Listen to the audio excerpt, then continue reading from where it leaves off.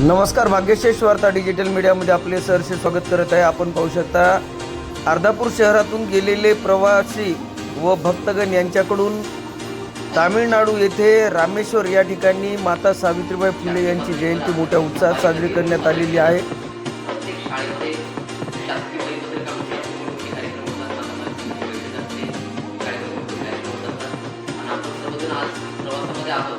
तरी पण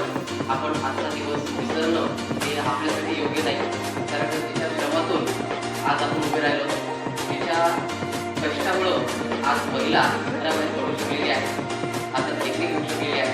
आणि तुमच्याबरोबर खांद्याला लावून ती प्रत्येक क्षेत्रामध्ये कार्य करतात। तर त्या माऊलीचं आज आपल्या सर्वांच्या वतीने वतीने आपण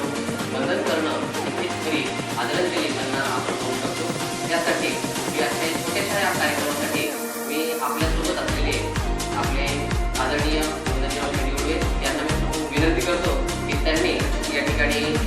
अध्यक्ष स्थाने पुष्पावं आणि आजच्या या प्रतिमेच्या पूजनासाठी आपण या ठिकाणी वेगवेगळ्या समाजातील त्या मुलींना त्यांनी शिकवण्याचा प्रयत्न केला आणि आज तो केलेला प्रयत्न किती फळाला आलेला आहे की देशाचं पंतप्रधान पद असेल, राष्ट्रपती पद असेल, हे भोगण्याची